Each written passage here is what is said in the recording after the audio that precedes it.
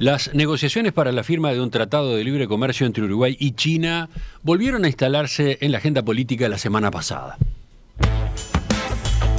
Al Frente Amplio le llama la atención que las conversaciones están estancadas en el estudio de prefactibilidad que debería haberse terminado a fines del año pasado, según comunicó el gobierno cuando hizo el anuncio en septiembre. El TLC con China parece estar entrando cada vez más dentro de los grandes anuncios de este gobierno que nunca han pasado a ser realidad, declaró el jueves el diputado del MPP Daniel Cayani, que dijo a su vez que citaría al canciller Francisco Bustillo a la Comisión de Asuntos Internacionales de la Cámara de Representantes para que dé cuenta del avance de esos contactos.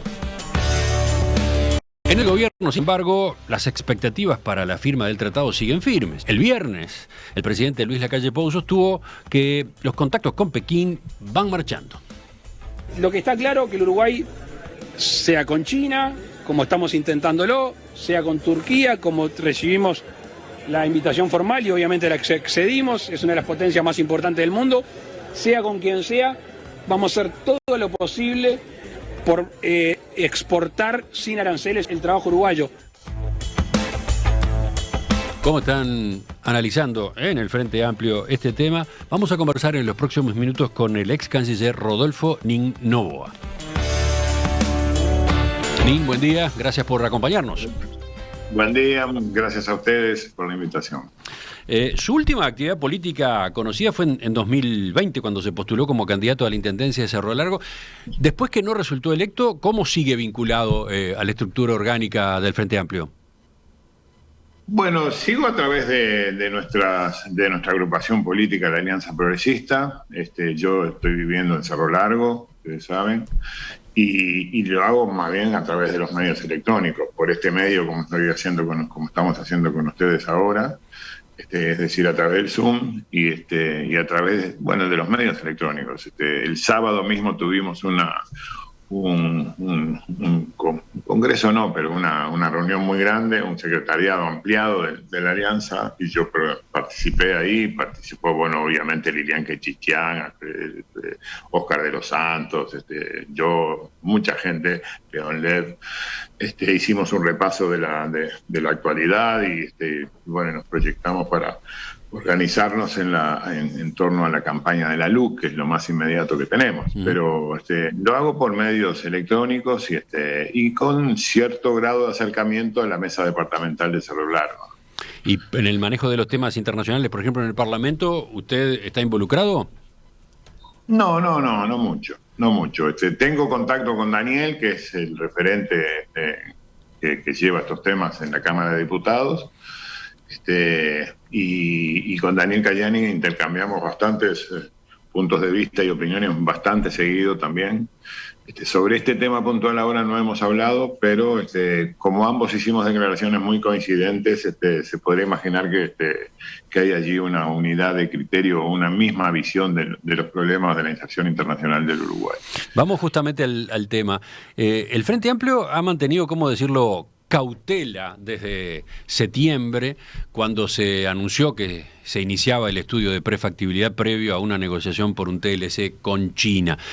Apenas hubo un comunicado el día que el presidente Lacalle Pou convocó a los líderes de los partidos a la torre ejecutiva para darles la noticia. En aquel texto el Frente Amplio decía que considera positivo el interés de la República Popular China de avanzar en el relacionamiento comercial con Uruguay y anunciaba que iba a analizar en profundidad la propuesta y establecería su posición una vez que se comunicara la información completa por parte del gobierno. ¿Por qué esa prudencia? Bueno, en primer lugar, yo creo que todos estamos de acuerdo con las palabras del presidente, recién escuchadas y transmitidas por ustedes. El Uruguay tiene que hacer los máximos esfuerzos posibles para tratar de vender su producción con los menos costos arancelarios posibles. Esto es plenamente compartible, nosotros mismos lo hicimos. Nosotros buscamos el abatimiento de aranceles en materia de bienes y firmamos un acuerdo con la Unión Europea, firmamos con EFTA, empezamos negociaciones con Canadá, con Corea del Sur, en fin, con muchos países o bloques de países para lograr ese objetivo. Con eso estamos totalmente de acuerdo. Pero no a cualquier precio. porque aquí hay una suerte de paradoja. Durante muchos años se nos pidió, durante los últimos 15 años, se le pedía al gobierno del Frente Amplio que abriera mercado, que buscara tratados, que el Mercosur había que tratar, que no podía ser un corset. Y resulta que el único tratado importante que tenemos es el del Mercosur. Y parece que tenemos una vocación en estos últimos 2 años de bombardearlo. Hemos perdido el ánimo societatis, todos los días nos quejamos, que es un lastre, que no sirve, muchas voces hablan de que hay que irse del Mercosur, y por otro lado piden que hagamos otros acuerdos. El país va perdiendo seriedad desde ese punto de vista. Entonces salieron con el Tratado de China, que nosotros también hicimos muchísimas cosas con China. Por eso el Frente Amplio ve con expectativa esto. Sí, a ver, pero recordemos, el Frente Amplio en la segunda presidencia de Tabaré Vázquez en 2016 emprendió negociaciones con China en procura de un TLC, y aquello no anduvo, ¿no? Bueno, lo que pasa es que hay que ver el TLC desde una manera integral. Esto es, el TLC tiene muchos componentes. El problema es que nosotros tienen componentes de bienes, de servicios y de otras cosas. Pero lo que el Mercosur está obligado es a negociar bienes de manera conjunta, rebajas arancelarias de manera conjunta. Pero hay otra cantidad de disposiciones dentro de un TLC que se pueden ir avanzando. Normas aduaneras, protocolos sanitarios, fitosanitarios, en fin, hay muchas cosas que nosotros fuimos haciendo en un camino de construcción de un TLC, pero siempre hablando con nuestros socios del Mercosur. Al Uruguay, en el año 18, por una gestión del vicecanciller Bergamino, que en una misión a China, lo habíamos hablado, le pedimos a la Cancillería china que mandara a alguien de peso al Mercosur, a Montevideo. Uruguay tenía la presidencia pro tempore, y vino el viceprimer ministro chino y se juntó con los cancilleres, con las 4 cancillerías de acá en Montevideo, para hablar de la importancia que era para China tener un acuerdo con el Mercosur, aún con Paraguay, que no tiene relaciones diplomáticas con China continental. Entonces, siempre dentro del Mercosur, ese es el tema, porque si vamos a hacer un acuerdo con China para romper el Mercosur, vamos a tener retaliaciones, va a haber medidas espejo al revés. Entonces, los beneficios que tenemos, es que serán muchos, que serán pocos, pero que están acá y que son palpables, que son concretos con Brasil y con la Argentina, podemos dejar de tenerlo. Uh-huh. Entonces, ese es el motivo, esa preocupación es el motivo de esa cautela que yo recordaba el Frente Amplio había tenido hasta ahora, claro, a propósito de la posibilidad de esta negociación en este gobierno entre Uruguay y China. Claro, porque el Uruguay es un país serio, siempre se ha tenido el Uruguay como un país serio, porque ha sabido construir una política de Estado en materia de inserción internacional. Entonces, cuando nosotros no podemos incumplir los pactos que tenemos, los pactos están para cumplirse, y hay una disposición que fue votada y aprobada en el año 2000, y que nosotros respetamos, y que todo el mundo tiene que respetar. Los pactos están para cumplirse. Si usted no cumple el pacto adentro de una organización en la que está trabajando con otros países, empieza a perder credibilidad. ¿Quién le garantiza a otro país que usted va a cumplir después si fue capaz de violar una norma como esa? Entonces, y parece que, no sé, en Uruguay, el gobierno se está manejando con el otro criterio, ¿no? Que esa cláusula, la 32/00, esa nunca fue internalizada por los parlamentos de los países miembros. Emiliano, pacta sunt servanda, decían los romanos. Los pactos están para cumplirse. Ese fue un pacto entre los presidentes de los 4 países y de los cancilleres. No podemos violarlos así a las risas, porque perdemos credibilidad, perdemos seriedad. Pero además el problema también es que no solamente es con el caso de China, porque ahora dijeron vamos a ver si entramos en el Transpacífico, esta unión de 11 países que están en la cuenca del Pacífico, de ambos lados de Occidente y de Oriente, que son países importantes y grandes. ¿Y alguien cree sinceramente que van a abrir el tratado, a negociarlo de vuelta para ver si Uruguay puede entrar? No lo van a hacer, pero además de eso, otra vez solo, sin el Mercosur. Y ahora con Turquía también, con Turquía Turquía además con otro agravante, que no es menor para mí. No solamente lo de ir solo con Turquía, Uruguay-Turquía, olvidándose del Mercosur, sino además anunciando la apertura de una embajada en Turquía. Y no vamos a abrir una embajada en Armenia, que el Uruguay fue uno de los primeros países del mundo que reconoció el genocidio armenio en manos de los turcos. ¿Cómo quedamos internacionalmente con eso? Me parece, teníamos un equilibrio, teníamos un consulado en Turquía y nosotros abrimos un consulado en Ereván, en la capital de Armenia. Entonces, esas cosas donde se mezcla la economía y la política y la geopolítica, tienen que ser tenidas en cuenta para marcar un rumbo que le dé al Uruguay, que le siga manteniendo al Uruguay el prestigio que ha tenido durante muchos años. Queda claro, por ejemplo, con este caso que ahora usted introdujo en la conversación, la forma como se está manejando la relación con Turquía, queda claro que ustedes tienen, ¿cómo decirlo?, discrepancias o inquietudes con respecto a la política exterior que van bastante más allá de la negociación con China, ¿no? Sí. Y bastante más allá de cómo se está manejando Uruguay en el Mercosur. Capaz que después le pido que volvamos a eso, digamos, a la evaluación general, global de la política exterior.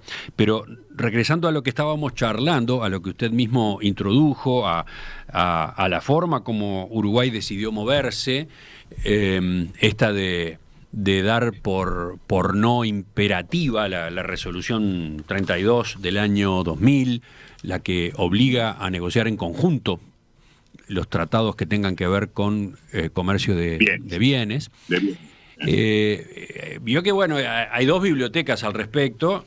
Usted se plantaba muy firme en una. Usted dice, hay que respetar aquella cláusula. El gobierno dice, bueno, pero primero no está internalizada por los parlamentos. Y segundo, dice el gobierno, en base a ella, atados a ella, ¿el resultado cuál es? Así estamos, ¿no? No avanzamos.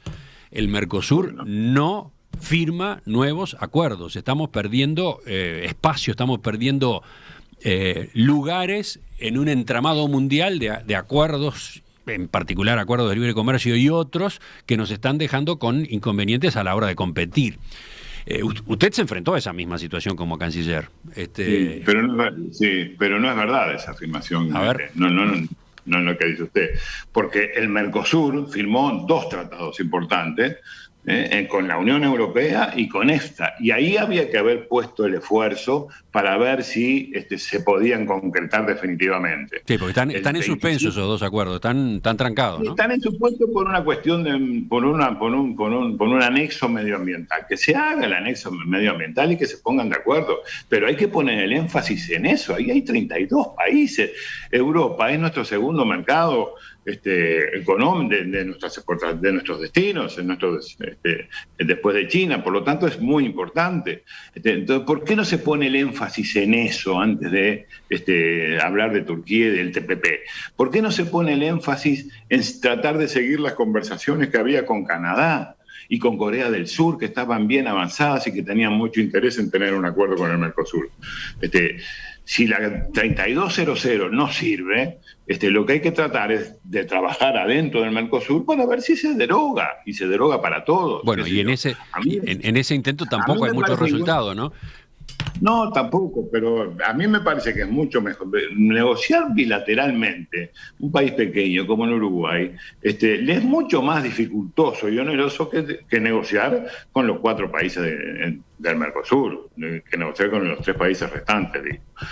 A mí me parece que hay una cuestión de practicidad, hay una cuestión normativa, hay una cuestión política, y hay una cuestión económica también, que todas juntas conforman, como deberían conformar, la estrategia de inserción internacional del Uruguay. Pero ¿qué dice usted a propósito de esa preocupación, la de que es necesario, que es imperioso avanzar en acuerdos comerciales, que si se sigue esperando por el consenso, por el visto bueno de todos los países del Mercosur, no se logra eso y se pierde pie? Bueno, pero entonces que hay que irse al Mercosur.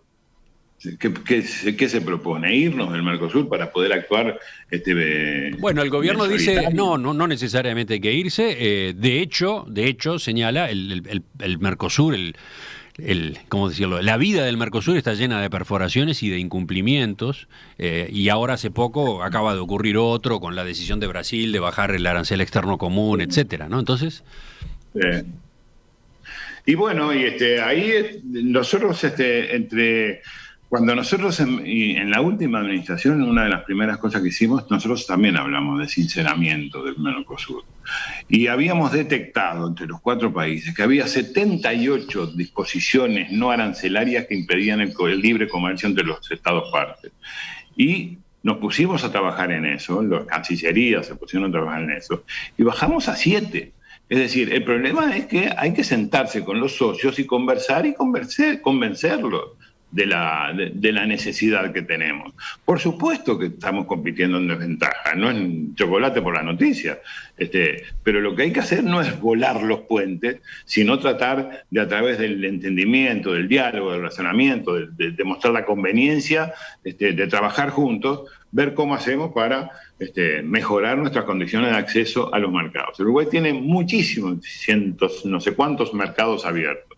Lo ha hecho en base a la calidad de su producción, a la seriedad del país, a muchas cosas.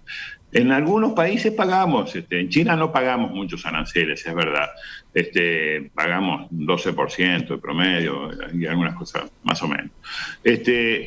Hay otros que se paga mucho. Para entrar con la carne a Japón hay que pagar 38% de aranceles. Ahora, el mismo problema lo tiene en Brasil, Argentina y Paraguay, que son proveedores de carne. Bueno, ¿por qué no se trabaja todo junto para ver si se puede lograr algún avance en esa materia? No es cortándose solo y golpeando la mesa que vamos a mejorar nuestras condiciones de acceso al mercado, porque porque nos ideamos esa forma de convivencia entre los países, y ya hemos tenido dificultades, por supuesto que hemos tenido dificultades, pero mucho más dificultades vamos a tener si hacemos lo que queremos y rompemos con el Mercosur. Antes de llegar a los temas de estos días, antes de ir a los pasos que se están dando en esta negociación que viene más lenta de lo esperada con China, Ning, le pregunto brevemente por la evaluación que usted hace de lo que implicó en el gobierno Vázquez que aquella posibilidad de un TLC con China se frustrara por resistencias dentro del Mercosur. Bueno, en realidad, más que por resistencias adentro del Mercosur, China tenía muy claro que no iba a ser un acuerdo de espaldas a Brasil y a la Argentina, sabiendo que conformábamos una unidad integracionista. Siempre nos decía, nosotros queremos ir con todo, pero podemos ir avanzando en muchas materias. China tiene un gran afecto por Uruguay, una gran consideración con el Uruguay. Yo fui muchas veces a China, cada vez que fui me reuní con Wang Yi, que era el canciller y sigue siendo el canciller. El canciller chino estuvo acá en Uruguay en un acto de demostración de amistad y de conveniencia económica y política, salteándose varios países de América. Vino a Chile y de Chile vino al Uruguay. Entonces, China siempre tuvo eso, claro. China no quería introducir un elemento negativo en una organización político-económica como el Mercosur que le era ajena. Bueno, y eso no fue posible. No fue posible avanzar con el acuerdo de los otros países.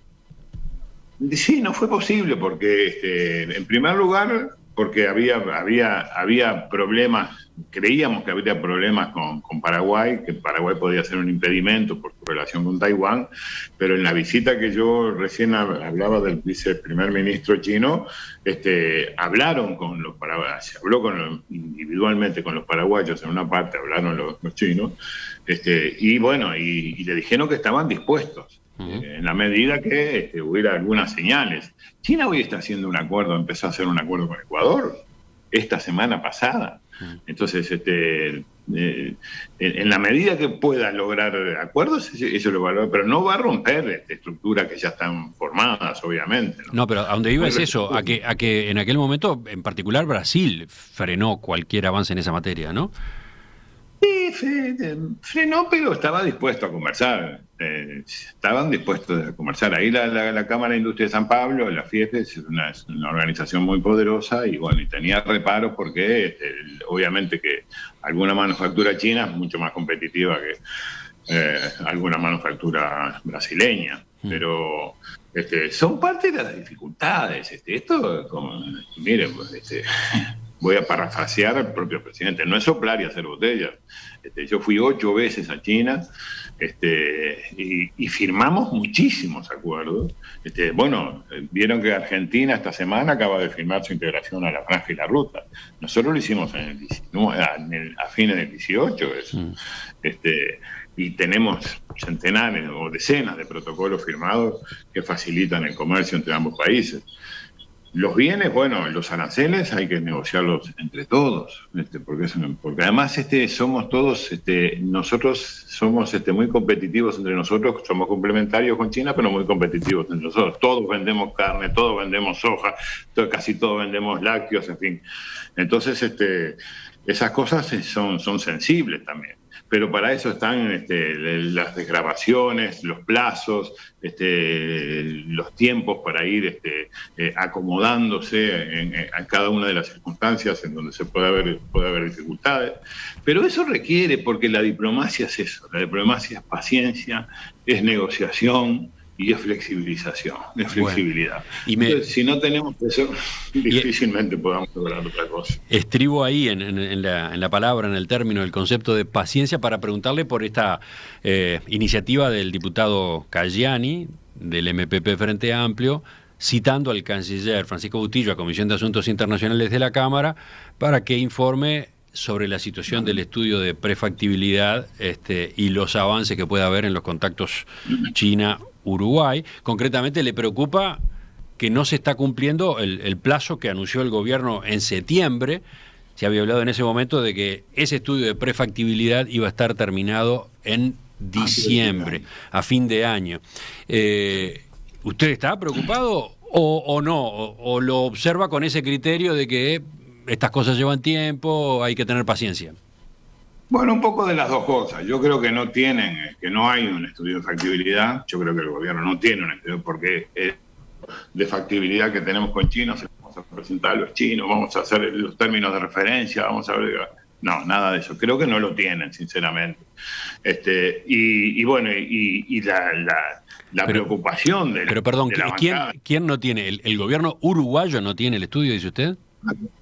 Creo que no lo tiene, si no ya lo hubiera mostrado. ¿No le parece? Ya lo hubiera mostrado. Mira, aquí tenemos el estudio de factibilidad de los intereses del Uruguay, junto con los términos de referencia, que son los capítulos que queremos discutir. Porque así se empiezan las negociaciones. ¿De qué vamos a discutir? Por ejemplo, en los tratados modernos del Uruguay, del mundo, hay un capítulo que está vinculado al medio ambiente y a las normas laborales, y otro a las normas laborales. Nosotros vamos a ponerle eso a los chinos, que nosotros no vamos a aceptar bienes que vengan de lugares donde se alteren las condiciones del medio ambiente o que las normas laborales. ¿Se va a discutir eso? No se sabe. Eso tiene que ser un acuerdo. Quizás lo dejen para atrás. Y está bien, o quizás el Uruguay tenga que dejar para atrás otras cosas, decir, no, mirá, nosotros en materia de zapatos no queremos que vengan, queremos otro tipo de tratamiento. En fin, por eso hablo de negociación, de paciencia y de flexibilidad. Pero entonces, ¿usted entiende que la responsabilidad por la marcha lenta está en el lado uruguayo, que acá no se ha terminado el estudio de prefactibilidad? De Ucrania sé que no es, ¿no? Estaremos todos contentos que Ucrania aquí no tiene nada que ver, como dijeron que el conflicto entre Ucrania y Rusia había enlentecido, o podía enlentecer las negociaciones, porque China está, como digo, esta semana pasada comenzó negociaciones con Ecuador para ir a un tratado de libre comercio.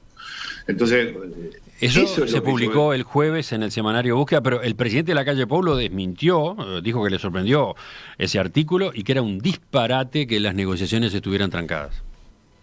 Bueno, yo no lo sé, pero los resultados no se ven, Emiliano. Eso es lo que nosotros decimos, los resultados no se ven. No, además no han habido, creo yo, misiones a China. Todas esas cosas son las que Daniel Cayani le va a preguntar al ministro con toda seguridad. Cómo están formados los equipos negociadores, cuántas veces han ido, si han venido los chinos al Uruguay, porque siempre eso se hace alternadamente en un país o en otro. Así que, pero nada de eso hay.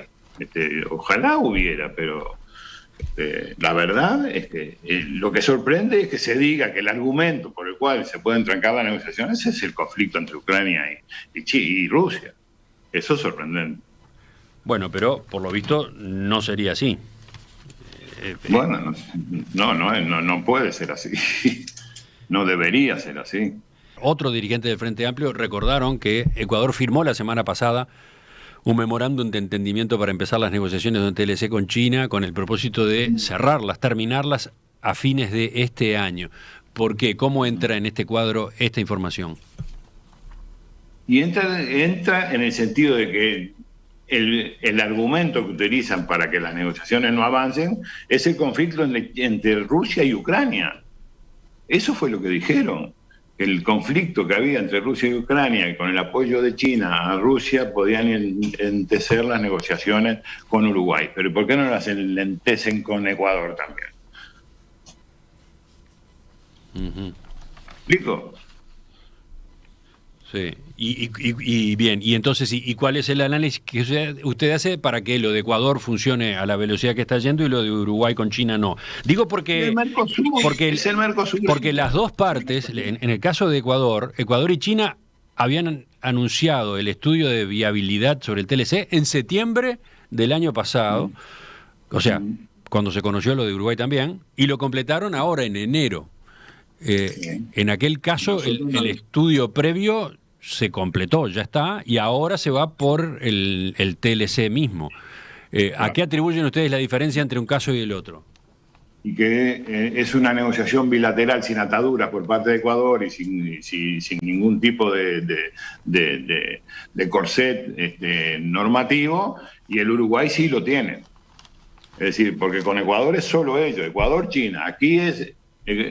Uruguay parte del Mercosur con una disposición que dice que no se puede negociar los aranceles de bienes por individualmente. Eso China lo sabe de memoria, lo ha dicho durante muchos años, durante mucho tiempo, que eso es un impedimento, que se ve, que no quieren ser un factor de división en América del Sur y en el cono sur americano, en el Mercosur concretamente, y entonces, bueno, lo van postergando. Pero entonces, a ver, usted ahora incorpora un segundo motivo. Esto se estaría demorando por dos razones. Una, porque Uruguay no terminó su parte del estudio de prefactibilidad. Y otra, porque China no avanzaría porque ve reticencias dentro del Mercosur. Claro. Sí. Alberto Fernández estuvo en China ahora. Y con toda seguridad han hablado de este caso. No ha trascendido nada, pero han hablado de este caso con toda seguridad. De todos modos, vio que del lado de Brasil, el canciller Carlos França dijo en una entrevista con la agencia EFE, el acuerdo bilateral entre Uruguay y China todavía no se concretó. Agregó que tiene diálogo con Bustillo y le ha dicho que una vez que el acuerdo esté cerca de cerrarse, se reunirán con los socios y verán de alguna manera cómo se puede incluir en la multilateralidad. Estas declaraciones del canciller brasileño parecen sacarle dramatismo a cómo está viendo Brasil el camino que sigue Uruguay. Parece sacarle. Y es lo que yo digo, cuando... el canciller, el ministro Guedes va por el mismo camino que estamos nosotros. Cuando estén más o menos armados, veremos qué es lo que tienen y vemos si podemos hacerlo multilateral. Y si no podemos hacerlo multilateral, no sé qué pasará. Si el Uruguay va a seguir adelante de espaldas al Mercosur, con toda seguridad va a haber retaliaciones para el Uruguay. No, pero a donde voy es a que, por lo visto, Brasil no tendría inconvenientes en que Uruguay siguiera como está hoy en ese diálogo con China, que después se buscaría que el acuerdo fuera un acuerdo trasladable a todo el Mercosur. Bueno, y eso es lo que hay que hacer, que el acuerdo sea trasladable a todo el Mercosur, pero si no participan de las negociaciones, difícilmente puedan llegar a un acuerdo. Porque hay temas que al Brasil le importan, por ejemplo, la venta de etanol, de repente, que Uruguay no vende etanol, pero para la venta de carne de pollo, de carne de cerdo, de esas cosas que Brasil tiene, y que Uruguay no va a negociar eso porque no es un exportador de esos bienes. Entonces, lo que yo digo es que, más allá de que a veces las declaraciones en Brasil son un poco contradictorias, ¿no? Porque Bolsonaro de repente dice un día una cosa, otro día dice otra, en fin. La verdad sí, es que usted alude a que en enero hubo declaraciones del presidente Bolsonaro que al revés tendieron un manto como de preocupación, ¿no? Dijo, el Mercosur es siempre inestable, Uruguay quiere comprar todo lo que viene de China directamente sin atender la cláusula de barrera, la famosa 32/00, un problema que estamos enfrentando. Eso fue lo que dijo el presidente en enero, ¿no? Sí, ahora en febrero él dice otra cosa, que está bien, que siguen conversando, que van a ver si se pueden sumar, en fin. Son bastante contradictorias las declaraciones de las dos figuras más importantes del gobierno, junto con la de canciller, ¿no? Ahora, ¿con Brasil siempre es así o no? Con Brasil estas idas y venidas son la nota. Bueno, pero con la Unión Europea pudimos, ¿no? Y con esta pudimos, y con Canadá estábamos pudiendo, y con Corea del Sur también. Y era el gobierno de Temer, porque yo también recalco eso, ¿no? Era el gobierno de Temer, el gobierno de Macri, el gobierno de Cartes, y después el de Abdo Benítez. No eran gobiernos del mismo signo ideológico, digamos. Y sin embargo fuimos capaces de ponernos de acuerdo. ¿Pero por qué? Porque conversábamos, porque íbamos, porque llamábamos, porque veníamos, porque buscábamos, porque dialogábamos. De eso se trata, la diplomacia. Un par de preguntas para terminar. El Tratado Transpacífico, usted lo mencionó hace un rato. El presidente Lacalle Pou sostuvo la semana pasada que está sobre la mesa también la incorporación de Uruguay al Tratado Transpacífico, mientras siguen, por otro lado, las negociaciones con Turquía. ¿Cómo ve lo del Tratado Transpacífico? Recordemos, estamos hablando del Tratado Transpacífico de Cooperación Económica, del febrero del año 2016, firmado por 12 países del Pacífico. Estados Unidos era uno de ellos, pero se retiró en 2017 bajo el gobierno de Donald Trump. Los actuales miembros son Australia, Brunei, Canadá, Chile, Japón, Malasia, México, Nueva Zelanda, Perú, Singapur y Vietnam. Exactamente. Se firmó en el 2018 ese tratado porque lo firmó Heraldo Muñoz, que era el canciller de Chile en aquel momento, y yo tenía muy buena relación con él y seguimos. Y estaba muy, muy, muy contento con eso. Después que se bajó Estados Unidos del mismo. Ese tratado empezó en el 2005, duró 13 años. 13 años. Eso, andaba por ahí una versión que el promedio de los tratados de libre comercio durante 8 y 9 meses. Este duró 13 años. Es muy grande, es verdad, es muy grande. Y esto que lo vamos a hacer también a espaldas del Mercosur. Primero, ni siquiera en la cuenca del Pacífico estamos, bueno, pero eso podría ser un detalle menor. Lo vamos a hacer otra vez de espaldas al Mercosur. Vamos a tener otra vez problemas con nuestros socios. El presidente Lacalle Pou dijo que es un camino interesante porque adherir a un tratado es mucho más simple que una negociación de un TLC. Sí, claro. Tiene que firmar, es un contrato de adhesión. Es muy simple, va, firma, acepta todo lo que negociaron otros y usted ni siquiera, capaz que ni siquiera sabe cómo es el tratado. Es mucho más simple, sí, es firmar abajo. Pero así no se negocia, así no creo que se defiendan los intereses del Uruguay. ¿Y usted entiende que ese paso también implicaría inconvenientes dentro del Mercosur? Sí, también, por supuesto. Todo lo que sea unilateral del Uruguay en materia de negociación de aranceles de bienes genera rispideces en el Mercosur, y si genera rispideces, los climas para el diálogo se vuelven mucho más tensos, es más difícil dialogar, es más difícil después ir para atrás, porque el gobierno tiene un poquito de soberbia bastante elevado, y no van a decir, mirá, nos equivocamos, disculpen, no, vamos a vivir todos juntos. No, van a tratar de seguir adelante. Ese es el problema que tenemos también. Y para terminar, la última pregunta. Hemos hablado de estas situaciones concretas, ¿no? La negociación con China, la eventual negociación con Turquía. Bueno, esto de la posibilidad de incorporarse al Tratado Transpacífico. Globalmente mirada la política exterior, o si usted quiere, primero la política comercial, ¿cómo se ve desde el Frente Amplio? Y sin rumbo, digamos, a los bandazos, yo la definí así, como que vamos a los bandazos. Tuvimos una dificultad con China, nos peleamos con el Mercosur, ahí tuvimos un diferendo fuerte, nos cruzamos ahí con el Mercosur por China y salimos con China, China se empantanó, entonces ahora nos vamos para el TPP, y después nos vamos para Turquía, y siempre solos. Entonces es muy difícil así, andamos como a los bandazos. A mí me parece modestamente que lo que habría que hacer sería poner el énfasis en las cosas que están más avanzadas. Esto es Unión Europea, Canadá y Corea del Sur. Y no empezar cosas sin haber terminado otras antes. Entre otras cosas porque no tenemos una gran capacidad de recursos.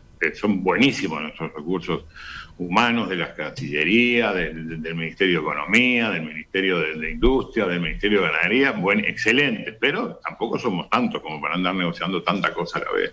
Hay que tratar de terminar lo que está empezado. Esa sería una cuestión estratégica.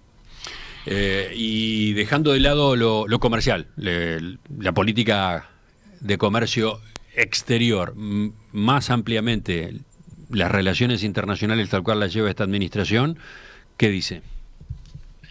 Y bueno, y estamos muy pegados a posturas muy conservadoras, ¿no?